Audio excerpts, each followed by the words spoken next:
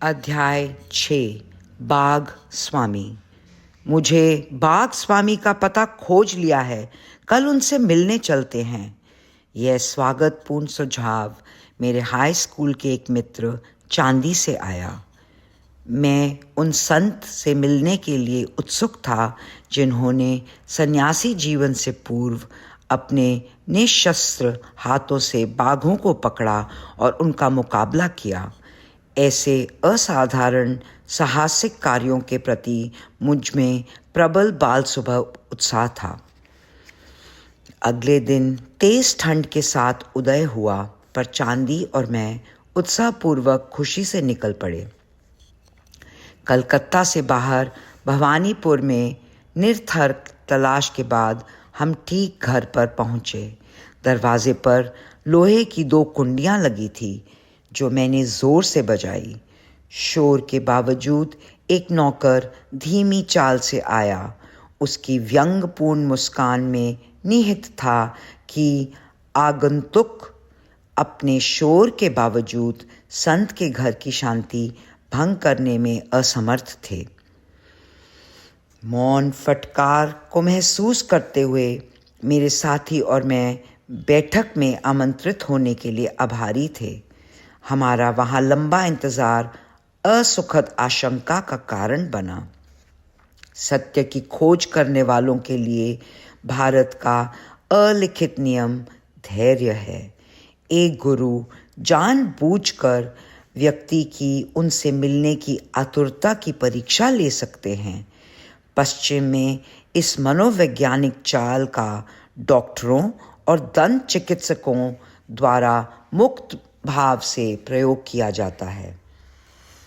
अंततः नौकर के बुलाने पर चांदी और मैंने एक शयन कक्ष में प्रवेश किया। प्रसिद्ध सोहोंग स्वामी अपने बिस्तर पर बैठे हुए थे।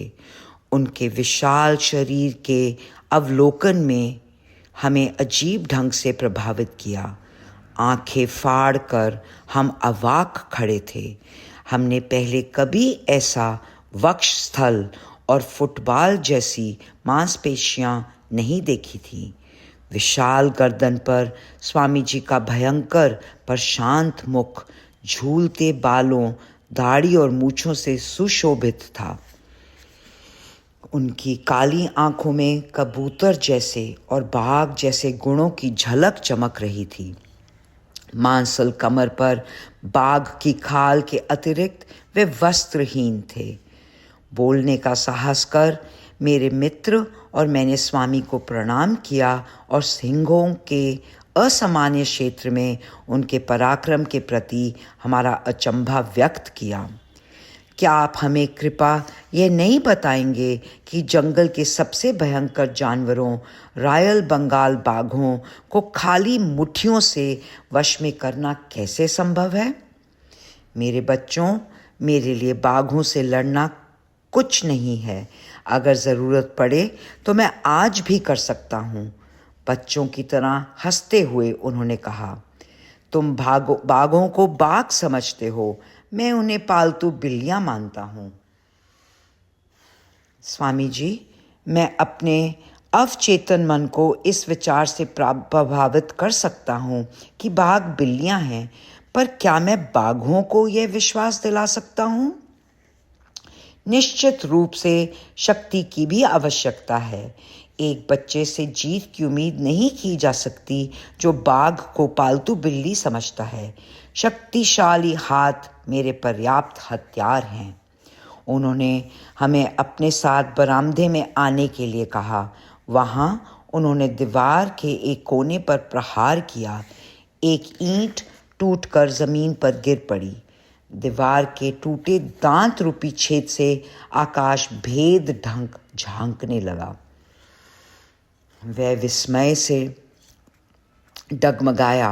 मैंने सोचा, जो पक्की दीवार में चुनी ईंट को एक ही प्रहार में हटा सकता है, निश्चित रूप से बाघ के दांतों को हिला सकता है। बहुत से लोगों के पास मेरी जैसी शारीरिक शक्ति होती है, लेकिन फिर भी उनमें शांत आत्मविश्वास की कमी होती है। जो बलशालिक पर मानसिक रूप से वीर नहीं है, वह जंगल में स्वतंत्रता से घूमते जानवर को देखकर शायद बेहोश हो जाए। अपनी प्राकृतिक भयंकरता और निवास में बाघ अफीम खिलाए सर्कस के जानवर से बहुत भिन्न होता है। रॉयल बंगाल टाइगर के घातक आक्रमण के सामने कई प्रचंड शक्ति वाले व्यक्ति भयभीत होकर दयनीय रूप से असहाय हो जाते हैं। इस प्रकार बाघ ने स्वयं अपने मन में मनुष्य को पालतू बिल्ली जैसे निर्बल अवस्था वाला बना लिया है। मनुष्य के लिए संभव है अपनी अत्यधिक शक्तिशाली शरीर और अपार दृढ़ संकल्प द्वारा बाघ पर पासा पलट दे और उसे पालतू बिल्ली की तरह निस्सहाय होने का विश्वास दिला दे। मैंने कितनी बार ऐसा ही किया है। मैं ये मानने को तैयार था कि मेरे सामने असाधारण व्यक्ति बाघ का बिल्ली में रूपांतरण करने में सक्षम था। वे शिक्षा देने के भाव में थे। चांदी और मैं आदरपूर्वक सुनने लगे। मन मांसपेशियों का संचालक है। एक हथौड़े के प्रहार का बल लगाई गई शक्ति पर निर्भर करता है। मनुष्य के शारीरिक साधन द्वारा व्यक्त शक्ति उसकी आक्रामक इच्छा और साहस पर निर्भर करती है। शरीर वास्तव में मन द्वारा निर्मित और पोषित होता है। पूर्व जन्म की प्रवृत्तियों के प्रभाव से शक्तियां या दुर्बलताएं धीरे धीरे मनुष्य की चेतना में प्रविष्ट होती हैं। ये आदतों के रूप में व्यक्त होती हैं, जो फलस्वरूप वांछनीय या अवांछनीय शरीर में परिवर्तित होता है। बाह्य दुर्बलता का कारण मानसिक है। एक दुष्चक्र में आदतों से बंधा शरीर मन का विरोध करने लगता है। अगर मालिक नौकर के शासन को मानने लगे तो नौकर तानाशाह बन जाएगा। इसी प्रकार मन शारीरिक आदेशों के आगे झुककर गुलाम बन जाता है। हमारे अनुरोध पर प्रभावशाली स्वामी हमें अपने जीवन के बारे में कुछ बताने के लिए मान गए। मेरे प्रारंभिक महत्वाकांक्षा बाघों से युद्ध करने की थी। मेरी इच्छा पराक्रमी थी, पर मेरा शरीर दुर्बल था। मुझ में से एक विस्मय भरी आवाज फूट पड़ी। यह अविश्वसनीय लगा कि सदृढ़ और सक्षम कंधों वाला यह व्यक्ति कभी दुर्बलता को जानता होगा। यह स्वास्थ्य और शक्ति के विचारों में अदम्य दृढ़ता द्वारा ही था कि मैं अपनी अपंगता को जीत सका। मेरे पास इस प्रबल मानसिक शक्ति की प्रशंसा करने का हर कारण है, जिसे मैंने वास्तव में रॉयल बंगाल को वशीभूत करने वाला पाया। माननीय स्वामी, क्या आप सोचते हैं कि मैं कभी बाघों से लड़ सकता हूँ? यह विचित्र इच्छा मेरे मन में पहले और आखिरी बार आई। हाँ, वे मुस्कुरा रहे थे। पर बाघ अनेक प्रकार के होते हैं। कुछ मानवीय इच्छाओं के जंगल में विचरते हैं। पशुओं को अवचेतन करने से कोई आध्यात्मिक लाभ नहीं होता। इसके बजाय आंतरिक लुटेरों पर विजय पाओ। महोदय, क्या हम जान सकते हैं आप जंगली बाघों को वश में करने वाले से प्रचंड वासनाओं को वश में करने वाले कैसे बने? बाघ स्वामी चुप हो गए। बीते हुए वर्षों के दृश्यों को बटोरते हुए उनकी निगाह में प्रेत कथा थी। मैंने ये तय करने में उनके थोड़े से मानसिक संघर्ष को अनुभव किया कि क्या मेरे आग्रह को स्वीकार करें। अंततः वे मौन सहमति में मुस्कुराए। जब मेरी प्रसिद्धि चरम सीमा पर पहुंची, वह गर्व का नशा लेकर आई। मैंने बाघों के साथ न केवल लड़ने का बल्कि विभिन्न कर्तव्यों द्वारा उनका प्रदर्शन करने का भी निश्चय किया। मेरी आकांक्षा थी कि उन जंगली जानवरों को पालतू जैसा बर्ताव करने के लिए बाध्य करूं। संतोषजनक सफलता के साथ मैंने सार्वजनिक ढंग से कर्तव्यों का प्रदर्शन शुरू कर दिया। एक शाम मेरे पिताजी ने चिंतित भाव से मेरे कमरे में प्रवेश किया। बेटा, मेरे पास चेतावनी के शब्द हैं। मैं तुम्हें भावी अमंगल से बचाना चाहता हूँ, जो कारण और परिणाम के पीसने वाले चक्रों में से उत्पन्न होते हैं। पिताजी, क्या आप भाग्यवादी हैं? मेरे कार्य के शक्तिशाली जल को क्या हम अंधविश्वास से गंदला होने दें? बेटा, मैं भाग्यवादी नहीं हूँ। पवित्र शास्त्रों में सिखाए गए कर्मफल के निष्पक्ष नियम में मैं विश्वास रखता हूँ। वन्य जगत में तुम्हारे प्रति रोष है। यह तुम्हारे लिए कभी भारी पड़ सकता है।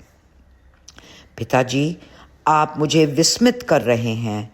आप अच्छी तरह जानते हैं कि बाघ क्या हैं।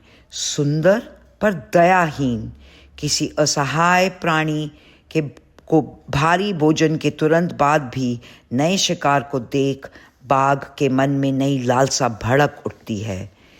वह चाहे जंगली घास पर उछल कूद करता हर्षित मृग क्यों ना हो, उसको पकड़कर और कोमल गर्दन को काटकर यह दुष्ट जानवर मौन रोते हुए का थोड़े सा खून चखता है और निरंकुशता से चला जाता है। जंगली पशुओं में बाघ सबसे अधिक घृणित प्राणी है। कौन जाने मेरे प्रहार से उनकी मोटी बुद्धि में थोड़ा सा विवेकपूर्ण दया भाव आ जाए। उनको विनम्रता का आचरण सिखाने के लिए वन की परिष्करण पाठशाला में मैं प्रधानाध्यापक हूँ। पिताजी, कृपया मुझे बाघ को वश में करने वाला समझें और बाघ के हत्यारे के रूप में कभी नहीं। मेरे अच्छे कार्य मेरे अकल्याण कैसे कर सकते हैं? मैं आपसे विनती करता हूँ कि मुझे ऐसा कोई आदेश ना दें कि मैं अपने जीवन का ढंग बदलूं। चांदी और मैं ध्यान देते हुए अतीत की दुविधा को समझ रहे थे। भारत में एक बच्चा अपने माता पिता की इच्छाओं का बिना विचार किए अवहेलना नहीं करता। पिताजी ने गंभीर मौन के साथ मेरा स्पष्टीकरण को सुना। उसके बाद उन्होंने अत्यधिक गंभीरता से एक रहस्य बताया। बेटा, तुम मुझे एक संत के मुख से एक अशुभ भविष्यवाणी बताने के लिए बाध्य कर रहे हो। वे मेरे पास कल आए थे जब मैं बरामदे में अपने प्रतिदिन के ध्यान के लिए बैठा था। प्रिय बंधु, मैं आपके योद्धा बेटे के लिए एक संदेश लेकर आया हूँ।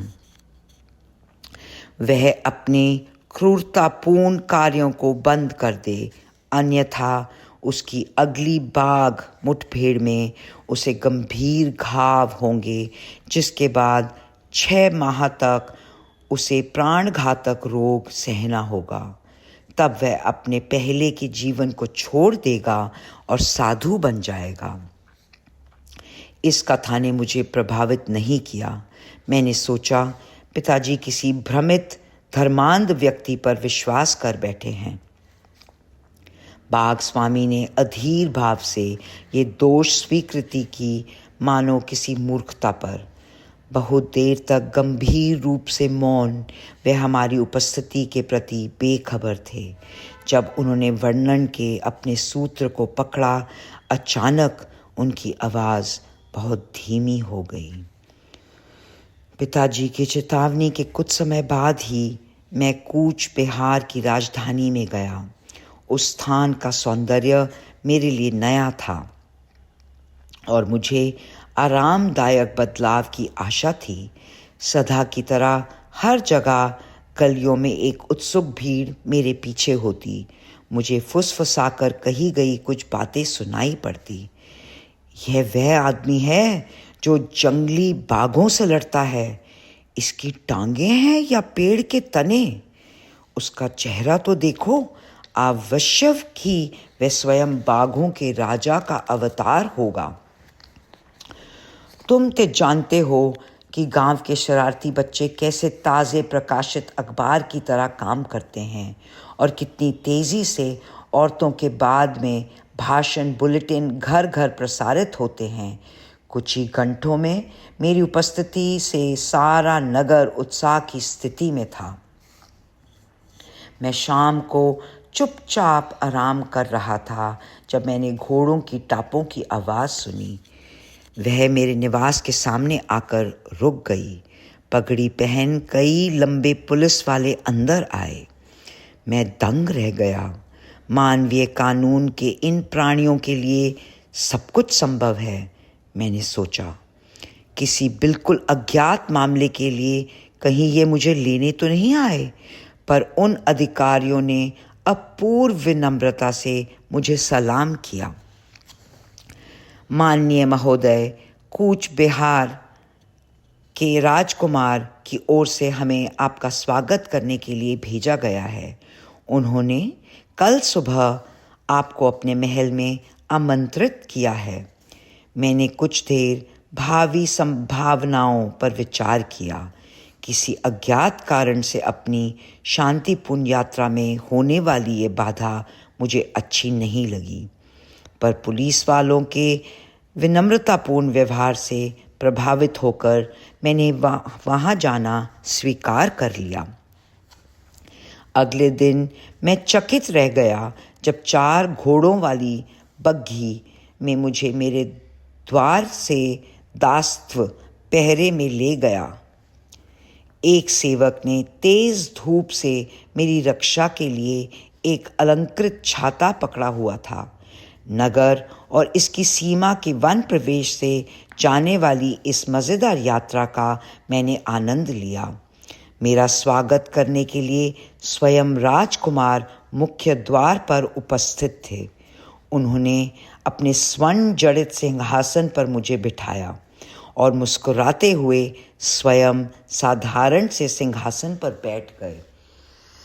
निश्चित रूप से इस सारी विनम्रता का मुझे कुछ मूल्य चुकाना पड़ेगा। बढ़ते हुए विस्मय में मैंने सोचा। कुछ सामान्य टिप्पणियों के बाद राजकुमार का उद्देश्य सामने आया।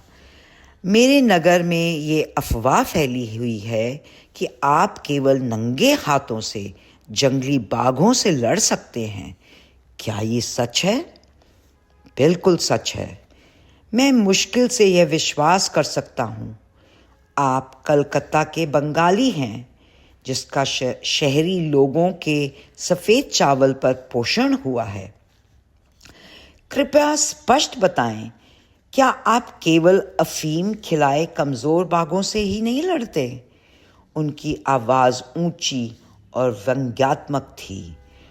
उसमें प्रांतीय उच्चारण की झलक थी। मैंने उनके इस अनादरपूर्ण प्रश्न का उत्तर देने की ज़रूरत नहीं समझी। मैं आपको मेरे हाल ही में पकड़े बाघ राजा बेगम से युद्ध करने की चुनौती देता हूँ। यदि आप सफलतापूर्वक उसका सामना करके उसे जंजीर में बांधकर सचेत अवस्था में पिंजरे से बाहर निकलते हैं, तब आप इस रॉयल बंगाल को रख सकते हैं। कई हज़ारों रुपए और अन्य उपहार भी दिए जाएंगे। यदि आप उसके युद्ध करना अस्वीकार करते हैं तो मैं आपको ढोंगी घोषित कर सारे राज्य में आपका नाम, आपके नाम पर लालछन लगाऊंगा। उनके अपमानजनक शब्द मुझे गोलियों की बौछार की तरह लगे। मैंने गुस्से से स्वीकार कर लिया। जोश में कुर्सी से आधे उठकर राजकुमार क्रूरतापूर्ण हंसी के साथ फिर से बैठ गए। मुझे वे रोमन राजा याद आए जिन्हें इस ईसाइयों को बर्बर पशुओं के साथ अखाड़े में छोड़कर खुशी होती थी। यह मुकाबला आज से 1 सप्ताह बाद होगा। मुझे खेद है कि मैं तुम्हें उससे पहले बाघ को देखने की अनुमति नहीं दे सकता। मैं नहीं जानता, शायद राजकुमार को भय था कि मैं बाघ को सम्मोहित करने की या छिपकर अफीम खिलाने की कोशिश न करूं। मैं महल से निकला, मनी मन यह देखकर हंसा कि वह राजसी छत्र और सुरक्षित बग्गी अब लापता थे। आगामी सप्ताह में मैंने आने वाले युद्ध के लिए अपने मन और शरीर को उचित रूप से तैयार किया। अपने सेवक से मैंने मज़ेदार कहानियाँ सुनी। मेरे पिता को संत की भयानक भविष्यवाणी किसी तरह बाहर निकलकर बढ़ती तेजी से फैल गई। अनेक सरल गांव वालों का विश्वास था कि एक दुष्ट आत्मा ने देवताओं के अभिशाप से बाघ के रूप में पुनर्जन्म लिया है, जो रात में अनेक आसुरी रूप धारण कर लेती है पर दिन में बाघ के रूप में रहती है। यह दानव बाघ मुझे विनम्र करने के लिए भेजा गया था। अन्य काल्पनिक धारणा यह थी कि बाघ स्वर्ग से पशुओं की प्रार्थनाओं के उत्तर में राजा बेगम आया है। संपूर्ण बाघ प्रजातियों के प्रति इतना अपमानजनक दुस्साहसिक द्विपाद वह मुझे दंड देने का साधन था। नखों और खुरों रहित मनुष्य पंजों के शस्त्रों से युक्त शक्तिशाली अंगों वाले बाघ को चुनौती देने का साहस कर रहा है। अपमानित बाघों का घनीभूत जहर गांव वालों ने घोषणा की गुप्त विधान को सक्रिय कर गतिशील हो गया है ताकि बाघों को वश में करने वाले इस घमंडी का पतन हो सके। मेरे सेवक ने मुझे इस बात से अवगत कराया कि प्रबंधक के रूप में राजकुमार मनुष्य और जानवर के बीच मुकाबले में बहुत उत्सुकता से व्यस्त हैं। उन्होंने अपनी देख रेख में तूफान रोधक पंडाल बनवाया जिसमें हजारों लोग बैठ सकें। उसके मध्य में लोहे के एक विशाल पिंजरे में राजा बेगम को रखा गया, जिसके चारों ओर एक सुरक्षित कमरे का घेरा था। पिंजरे में बंदी लगातार खून को जमा देने वाली भयंकर गर्जना कर रहा था। उसकी प्रकोपी भूख बढ़ाने के लिए उसे बहुत कम भोजन दिया जा रहा था।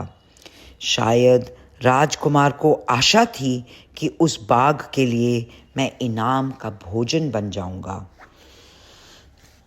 इस अनोखी प्रतियोगिता की घोषणा करने वाले ढोलों के जवाब में नगर और आसपास के बहुत से लोगों ने उत्सुकता से टिकटें खरीदी। संघर्ष के दिन सीटों की कमी के कारण सैकड़ों लोगों को वापस जाना पड़ा। बहुत सारे लोग टेंटों के खुले स्थानों के अंदर घुसे या गलियारों के नीचे खाली स्थान पर इकट्ठे हो गए। बाघ स्वामी की कहानी जैसे जैसे चरम सीमा पर पहुंची, मेरी उत्तेजना भी उसके साथ बढ़ी।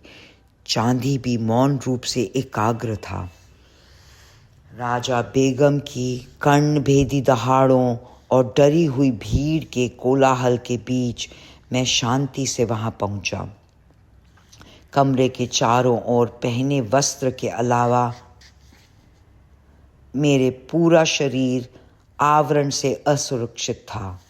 मैंने सुरक्षित कमरे के दरवाजे की चिटकनी खोली और अंदर जाकर उसे शांति से बंद कर दिया। बाघ को खून की गंध आ रही थी। अपने पिंजरे की सलाखों पर तूफानी गति से उछलकर उसने मेरा भीषण स्वागत किया। दयनीय भय से दर्शक चुप हो गए थे। प्रचंड जानवर के सामने मैं मात्र मेमने जैसा लग रहा था। क्षण भर में ही मैं पिंजरे के अंदर था, पर जैसे ही मैंने दरवाज़ा बंद किया, राजा बेगम ने मुझ पर अंधाधुंध प्रहार किया। मेरा दायां हाथ बुरी तरह घायल हो गया। बाघ के लिए सबसे अधिक स्वादिष्ट वस्तु मनुष्य का रक्त भयंकर धारा में बहने लगा। उस संत की भविष्यवाणी पूरी होती प्रतीत हुई। मुझे आज तक लगी पहली गंभीर चोट के आघात से मैं एकदम संभला। खून से सनी अपनी उंगलियों को अपने कमर के वस्त्र के नीचे छिपाकर मैंने बाई बाह से ज़बरदस्त घूंसा मारा।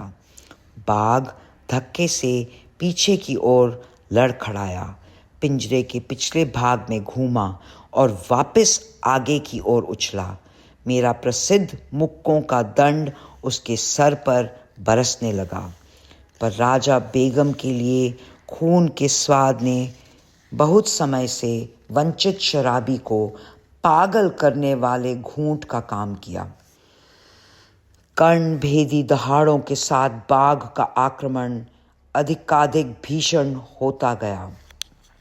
अपने केवल एक हाथ के अपर्याप्त बचाव के कारण खुरों और पंजों के सामने मैं दयनीय था, पर मैंने बदले में स्तंभित करने वाला प्रहार किया। एक दूसरे का रक्त बहाते हुए हम दोनों के बीच जैसे मरण का युद्ध चल रहा था।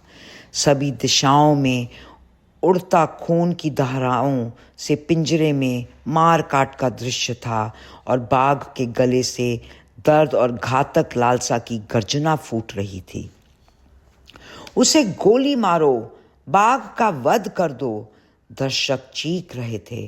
मनुष्य और बाघ इतनी तेजी से लड़ रहे थे कि आरक्षक की गोली का निशाना चूक गया।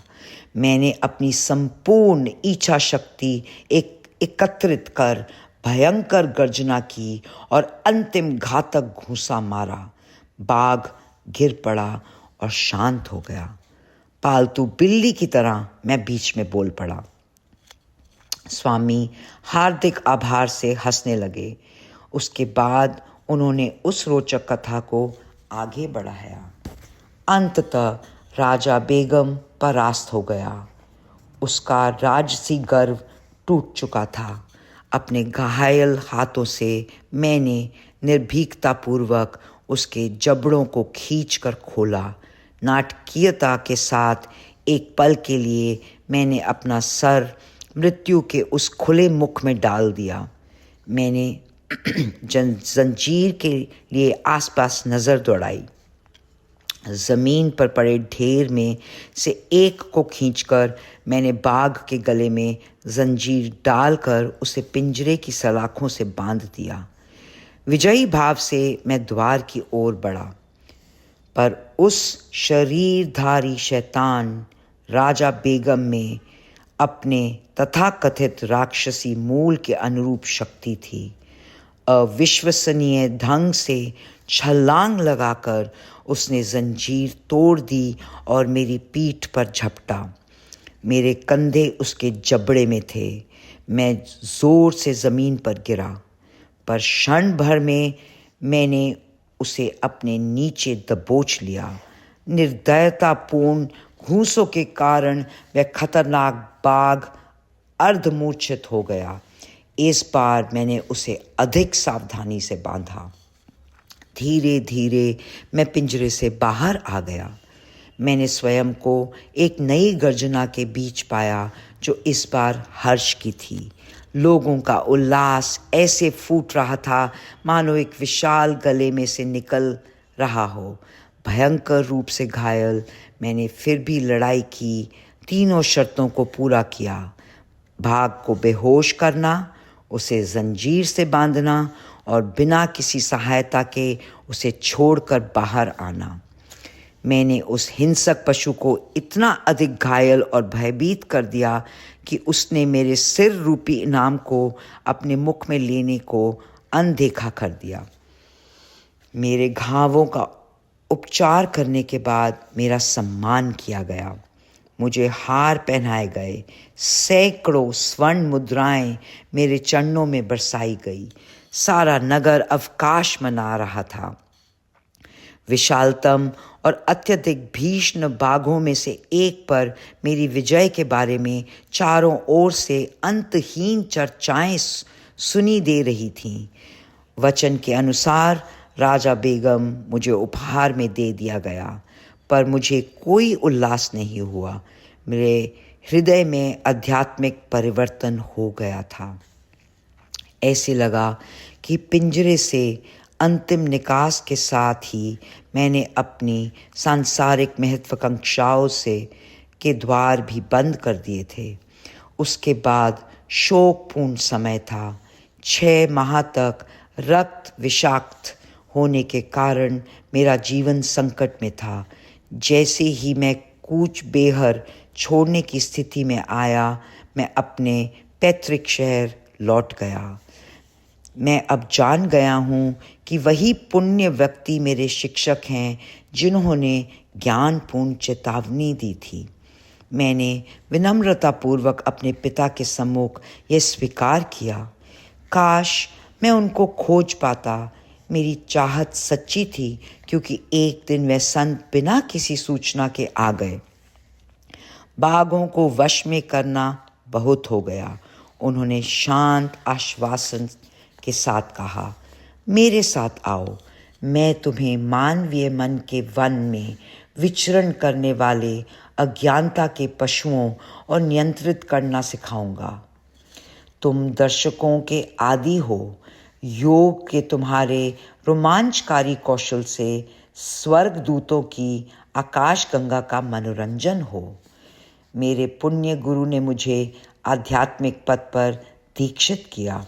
उन्होंने मेरे आत्मा द्वारों को खोल दिया, जो लंबे अनुपयोग से जंग खाए और प्रतिरोधी थे।